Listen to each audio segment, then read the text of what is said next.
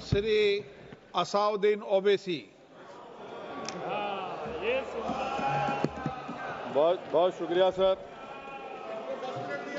Speaker sir, मैं ये वक्फ तरमीमी bill की मुखालिफत में खड़ा हुआ हूं। किसी एक शायर ने बड़ा अच्छा कहा था, जब भी ज़मीर और ज़र्फ का सौदा हो दोस्तों, जब भी ज़मीर और ज़र्फ का सौदा हो दोस्तों, कायम रहो हुसैन के इनकार की तरह। सर, ये वक्फ तरमीमी बिल भारत के गयूर मुसलमानों के ईमान पर, इबादत पर एक हमला है। नरेंद्र मोदी की हुकूमत ने इस मुल्क की सबसे बड़ी अक़लियत के खिलाफ एक ऐलान जंग कर दिया, और ये जंग ना सिर्फ मेरे जिस्म पर है, बल्कि मेरी आज़ादी पर, मेरी समाजी और माशी मार्जिनलाइजेशन पर है, मेरी शहरियत पर है, मेरे मदरसे, मस्जिदों, खानखाहों और दरगाहों को निशाना बनाया जा रहा है। और ये हुकूमत सच्चाई को नहीं बयान कर रही है कि ये तरमीमी बिल से मुसलमानों का तहफ़्फ़ुज़, तरक्की और गुर्बत का खात्मा होगा। ये सरासर झूठ है। सर, अगर आप आइन के आर्टिकल 14 को देखेंगे तो उसमें लिखा हुआ है इक्वल प्रोटेक्शन। अब आप देख लीजिए सर कि हिंदू, सिख और जैन को और बौद्ध को उनके एंडोमेंट में तहफ़्फ़ुज़ मिलेगा, क्योंकि उनका एंडोमेंट बाय यूजर बरकरार है और उनका एडमिनिस्ट्रेशन उनके हाथ में होगा। कि गैर हिंदू या गैर उनके मजहब का आदमी दान भी दे सकता है उनके लिए, और एंडोमेंट बोर्ड का तहफ़्फ़ुज़ भी मिलेगा, क्योंकि उसके ऊपर ओवरराइडिंग क्लॉज अप्लाई नहीं होगा, लिमिटेशन का कानून उस पर अप्लाई नहीं होगा। उसके बरक्स ऑपोजिट आप देख लीजिए, मुस्लिम वक्फ को वक्फ बाय यूजर निकाल दिया गया। एक मुस्लिम वक्फ की जायदाद पर कब्जा होगा, लिमिटेशन लगेगा तो जो एनक्रोचर है, जो खाबिज है, वो रातों रात मालिक बन जाएगा और एक गैर मुस्लिम वक्फ बोर्ड को एडमिनिस्टर करेगा। ये आर्टिकल 14 के इक्वल प्रोटेक्शन का वायलेशन। अब आर्टिकल 14 में सर इक्वालिटी बिफोर लॉ भी है, और उसका कैसा वायलेशन हो रहा है कि कोई आर्बिट्ररी स्टेप नहीं ले सकता और कोई भी ऑफिशियल किसी भी तरीके से गलत आर्बिट्ररी फैसला नहीं लगा। यहां पर आप एक डेजिग्नेटेड ऑफिसर को रखकर वो फैसला लेगा कि ये जायदाद वक्फ की है, गवर्नमेंट की है। क्या ये प्रिंसिपल्स ऑफ नेचुरल जस्टिस के खिलाफ नहीं है, जिसका तकर्रुर एग्जीक्यूटिव करती है? ये हमारे theory of separation of powers, Bharat के आइन का बेसिक स्ट्रक्चर का हिस्सा है। क्या इसका वायलेशन नहीं है? सर, आर्टिकल 25 का वायलेशन कैसे है कि आप मुसलमानों से वक्फ बाय यूजर छीन रहे हैं और फिर आप कर्ब कर रहे हैं वक्फ वाल औलाद को, मगर वहीं पर दूसरे धर्म के मानने वालों को उनके मजहब पर चलने की पूरी इजाजत है। लफ्ज जो आर्टिकल 25 में इस्तेमाल हुआ सर, वो इक्वली एंटाइटल्ड, यहां पर मुसलमानों के इक्वल एंटाइटल्ड नहीं हो रहा।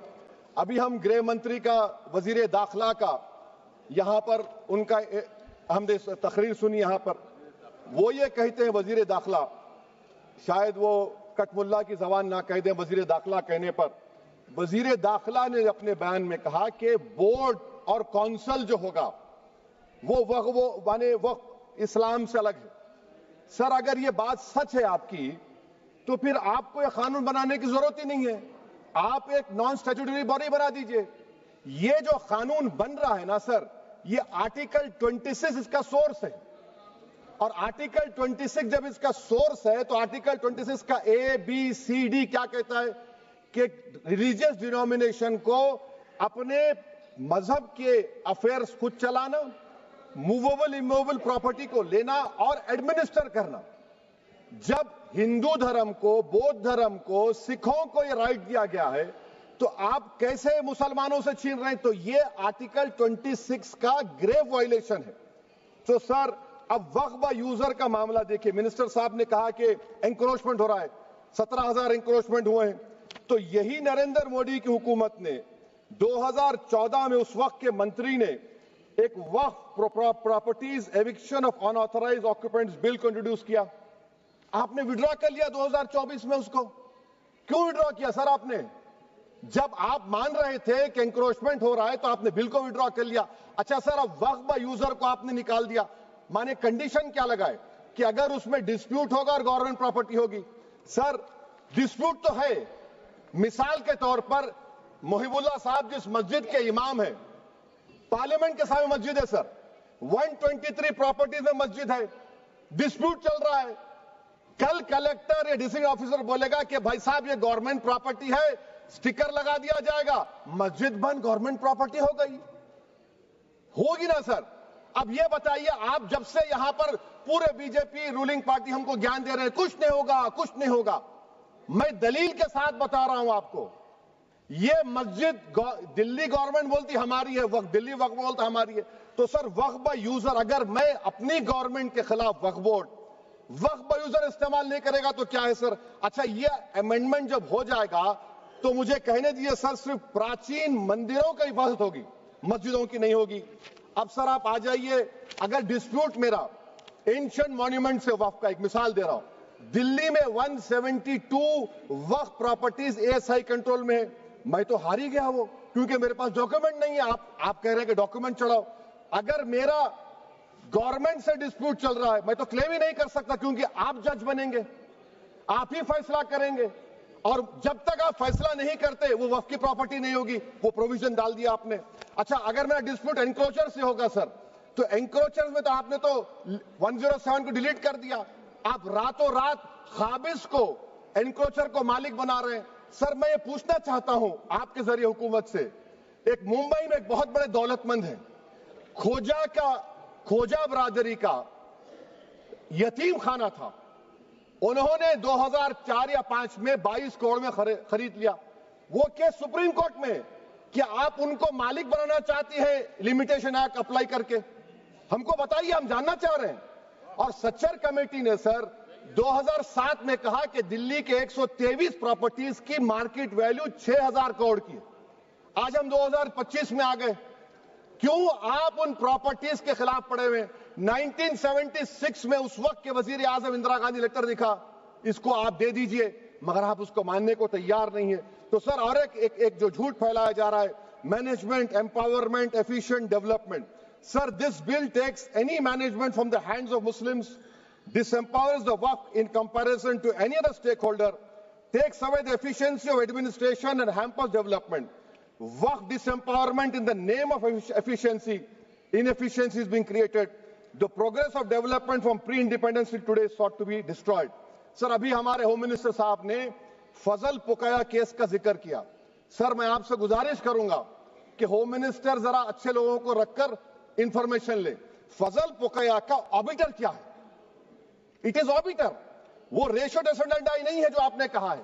अच्छा सर, शेड्यूल ट्राइब के बारे में कहा, क्या शेड्यूल ट्राइब में मुसलमान नहीं होते? शेड्यूल कास्ट में नहीं होता मुसलमान, शेड्यूल ट्राइब में मुसलमान होता, तो क्या आर्टिकल 25 मेरा चला गया, आर्टिकल 26 चला गया, आर्टिकल 14 चला गया, 15 चला गया, 29 चला गया? लक्षद्वीप का एक मुसलमान एमपी है, क्या उसको राइट नहीं है क्योंकि ट्राइबल है? क्या कह रहे हैं आप?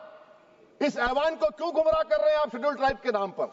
सर और एक चीज जो आपको बता रहा हूं सर, अब आप जब आर्टिकल 26 से मेरा सोर्स है, तो आप सेंट्रल वक्फ काउंसिल में 22 में से 11 आप नॉन मुस्लिम को बना सकते हैं, रिलीजन न्यूट्रल आपने कह दिया, और आप बनाएंगे, क्यों बनाएंगे आप? स्टेट वक्फ बोर्ड में 7 नॉन मुस्लिम होंगे और 4 मुसलमान, क्यों होंगे? क्योंकि आप लॉ में 95 में डायरेक्ट मैनेजमेंट में ले सकते हैं 5 साल के लिए। आप वक्फ बाय यूजर को आप कलेक्टर डिस्ट्रिक्ट ऑफिसर बोलेगा ये वक्फ की प्रॉपर्टी नहीं है, तो वो वक्फ बोर्ड खामोश बैठ जाएगा, कुछ एक्शन ही नहीं लेगा, क्योंकि वो आपके प्यादे हैं। अच्छा, जब आप नॉमिनेट करेंगे सर मैं मोदी गवर्नमेंट के खिलाफ नो कॉन्फिडेंस ला सकता हूं, मगर वक्फ बोर्ड का चेयरमैन जो नॉमिनेट होगा उसके खिलाफ नो कॉन्फिडेंस नहीं ला सकते, हम बिल्कुल नहीं ला सकते। क्या मजाक है बताइए आप? ये डेमोक्रेसी है? नॉमिनेट भी स्टेट गवर्नमेंट करेगी, वो अगर डिक्टेटर बन जाएगा जैसा आज भारत में हो रहा है तो वो भी नहीं हटेगा। कम से कम यहां पर तो इलेक्शन है, वहां पर तो आप 5 साल झेलते रहो उसको। अच्छा सर, अब ये जो क्लॉज 11 और क्लॉज 9 आप 16AA से देखिए, where the qualification of the members of the board has been limited only to 3 categories contained in 14(1)(c). Intention is very clear that the majority is to be packed with non-Muslims. So who will defend my interests, sir? If I cannot depend on the state waqf board, central waqf council, which are going to comprise non-Muslims, this in itself is a clear violation of Article 26, 14 and 15, sir. अच्छा sir, CO पहले 95 act में था कि word मुस्लिम, आपने गायब कर दिया उसको। अरे आखिर क्यों इतनी नफरत है आपके लफ्ज मुसलमान से? अच्छा फिर क्या कह रहे हैं आप कि ये भी आर्टिकल 26 का वायलेशन है। सब जितने हिंदू धर्म के प्रॉपर्टीज हैं, सिख धर्म के, बौद्ध के हैं और आपके जैन के, वहां पर उन्हीं के मजहब का ऑफिसर होगा। और कहां पर नहीं होगा? वक्फ बोर्ड में। Waqf board is a pure religious institution, इसको समझने की जरूरत है। तो आप ये कर दे रहे हैं सर। अच्छा सर आप देखिए, अब आप आ जाइए ये ट्राइब्यूनल पर। मुझे समझ में नहीं आया सर कि हमारे होम मिनिस्टर वजीर दाखिला ने क्या कह दिया कि 2013 का जो कानून है वो नहीं बनता तो हम नहीं लेके आते। मैं बड़े अदब के साथ उनसे पूछना चाह रहा हूं कि क्या उस वक्त राजनाथ सिंह साहब, अडवाणी साहब, हमारी लेट सुषमा स्वराज, ये बड़े बड़े नेता यहां बैठे थे? आपने यूनानिमस उस कानून को पास करवा दिया। कीर्ति आजाद थे उस वक्त, अब यहां बैठे हैं वो टीएमसी में। तो क्या आप गलत थे या वो गलत थे? हमको बता दीजिए, आप बता दीजिए। क्योंकि अगर अडवाणी आपके लिए बहुत बड़ा नेता है, मेरे लिए नहीं हो सकते, आपके लिए आपने पद्मश्री दिया उनको। मोहतरमा सुषमा स्वराज की जबरदस्त तकारीर का मैं कायल हूं। वो बैठकर उस 2013 को यूनानिमस पास कर दिए। मुझे कंफ्यूजन है कि क्या अमित शाह, नरेंद्र मोदी बड़े हैं या अडवाणी बड़े हैं? आपके लिए आप तय कर लीजिए। अच्छा सर, आपके tribunal sir, railway Clements tribunal, NGT tribunal, income tax, वैसे 14-15 ट्राइब्यूनल है। हिंदू एंडोवर का ट्राइब्यूनल, सबका अपील नहीं होती, रिव्यू होता है। गृह मंत्री सरकार कह रही है कि नहीं, रोक दिए, रोक लगा। कैसे रोक लगाते हैं? रिव्यू और अपील में तो फर्क होता है ना सर। आप ही कह रहे हैं कि पूरे कोर्ट्स में बैकलॉग है और आप अपील कर रहे हैं। अच्छा सर, रिटायर्ड डिस्ट्रिक्ट जज 95 में सिटिंग डिस्ट्रिक्ट जज था, जो एडमिनिस्ट्रेटिव कंट्रोल था सीजीआई साहब, उसको निकाल दिए। अच्छा सर, अब आप अभी हमारे मंत्री साहब ने कहा trust, sir Shri Sai Baba trust 2004, वो ये कहता है जो ऑफिसर उसमें काम करता उसको साई बाबा का डिवोटी होने चाहिए और उसको डिक्लेरेशन लिख के देना पड़ेगा। यहां पर हो रहा तो यहां पर क्यों नहीं हो रहा? अच्छा सर, आप फिर देख लीजिए, ये आपका हो गया सर। हाँ, अब अमित शाह साहब ने सेक्शन 2A के बारे में कहा और उन्होंने इस बात का इकरार कर लिया कि दाऊदी बोहरा के लिए यह बनाया गया है। मगर मैं आपके जरिए से गवर्नमेंट से पूछना चाह रहा हूं, आपने तो उस प्रोवाइजो में दाऊदी बोहरा का नाम ही नहीं लिखा। आपने उनको भी थैंक यू कर दिया, उनका नाम क्यों नहीं लिखा आपने? और सर, और गवर्नमेंट क्या कर रही है? आप मुस्लिम समाज में जो बेकार किस्म के लोग हैं उनको एक रास्ता बना रहे हैं, एग्जिट दिखा रहे हैं कि तुम्हें वक्त से बचना है तो तुम्हें ट्रस्ट बना लो। ये क्या कर रहे हैं सर आप? कम से कम उन दाऊदी बोहरा को आप दे देते। अच्छा sir, clause 3V section 36 clause 18 देख लीजिए। Oral Waqf, oral appointment has sought to be discontinued even though it is recognized practice in Islam. Muslim personal laws recognize oral waqf and 1937 Shariat Application Act. Sir आप clause 39 पर आ जाइए। 5 साल के लिए मुसलमान। मैं किरण रिजिजू से पूछना चाहता हूं, सर दाढ़ी रखे तो मुसलमान प्रैक्टिसिंग है या क्लीन शेव आपकी तरह है? तो बताइए हमको, प्रैक्टिसिंग क्या होगा? अच्छा, किसी को पकड़ के मॉब लिंच कर दिया और बोले कि JSR का नारा लगाया, और वो JSR का नारा लगाया तो क्या मुसलमान रहेगा? नहीं रहेगा। या फिर देश के प्रधानमंत्री ने कहा था कपड़े देखकर पहचानो, तो क्या कपड़े देखकर आप कह देंगे? अच्छा, अगर कोई क्रिश्चियन हिंदू धर्म कबूल करता है तो क्या वो मंदिर को नहीं दे सकता प्रॉपर्टी? फिर भारत के संविधान में आर्टिकल 300 क्यों है सर? राइट टू इक्वालिटी क्यों है? फ्रीडम ऑफ रिलीजन क्यों है? 5 साल कहां से लाएंगे? अच्छा सर, और एक चीज सर, और एक चीज मैं आपको बोल के खत्म कर दूंगा सर। इस बिल में वक्फ औलाद का सर, इसमें आप देखिए clause 432, the creation of waqf al-awlad shall not result in denial of inherent rights to heirs, including women heirs or the waqif or any other right of person. Sir, ये article 25 का violation है, शरीयत application act 37 का violation, article 300A का violation है। अच्छा, हिंदू धर्म में सेल्फ एक्वायर्ड प्रॉपर्टी को एक हिंदू, अब उसके फर्ज के 2 बच्चे हैं, वो एक को अपनी पूरी दौलत दे सकता है, कोई रोक टोक नहीं है। वो कहेगा नहीं मैं घर के बच्चों को नहीं दूंगा, मोहल्ले के गरीब को दे दूंगा, वो भी कोई रोक टोक नहीं है। वहां पर आपको बच्चों की फिक्र नहीं है। जब मैं अपनी प्रॉपर्टी को अल्लाह को मालिक बनाकर दे रहा हूं, आप कह रहे बच्चों की फिक्र नहीं है। इतनी मोहब्बत आप बिल्किस बानो से दिखा देते तो आपके लिए दुआएं देती आपके लिए। तो सर आप दूसरी बात आप देख लीजिए सर, आखिरी बात कहकर मैं अपनी बात को मुकम्मल कर रहा हूं सर। नहीं खैर मैं मुकम्मल कर रहा हूं, स्पीकर साहब बहुत टाइम दे दिए। सर आप देखिए इसमें अमित शाह साहब बोले कि इतनी प्रॉपर्टीज का कब्जा हुआ, चोरी हुई, ये हुआ। सर क्लॉज 2652A सेक्शन, अगर कोई प्रॉपर्टी बेचता है 2 साल की सजा थी, आपने क्या कर दिया उसको 6 महीने कर दिया। नॉन अवेलेबल था, आपने अवेलेबल कर दिया। सेक्शन 40 की बात करते हैं। सेक्शन 40 में सर हमको जो ज्वाइंट वर्किंग कमेटी का जो नोट्स दिए उसमें मिनिस्ट्री ऑफ माइनॉरिटी अफेयर्स ने कहा कि 30 साल में 515 केसेस सेक्शन 40 के और सिर्फ 8 लोग कोर्ट को गए। वक्फ यूजर का कानून तेलंगाना आंध्रा में है, सेक्शन 40 का कानून तमिलनाडु 63 है, आंध्र प्रदेश में 43 है। और सर आप डायरेक्शन दे रहे हैं, अच्छा क्लॉज 4218B देखिए सर, आप रूल बना रहे हैं, कोऑपरेटिव फेडरलिज्म के खिलाफ है, इतना रूल बना रहे हैं। और आखिर में सर मैं आपको बताना चाह रहा हूं स्पीकर साहब, ये बिल का मकसद सिर्फ मुसलमानों को जलील और रुस्वा करना है, मुसलमानों को दूसरे दर्जे का शहरी बनाने का इनका मकसद है।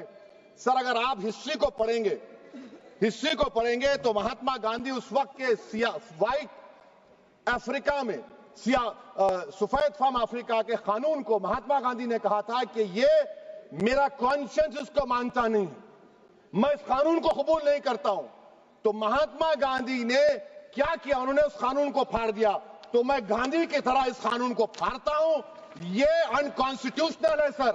इस देश में झगड़े पैदा करने का काम बीजेपी करना चाहती है मस्जिद और मंदिर के नाम पर, इसीलिए मैं इसका कंडेम करता हूं। और मैं आपसे गुजारिश करता हूं कि मैंने अपने 10 अमेंडमेंट दी हैं, आप इसको कबूल करिए सर, मुझे बोलने का मौका दीजिए और उस पर डिवीजन का मैं डिमांड भी करूंगा। Thank you sir.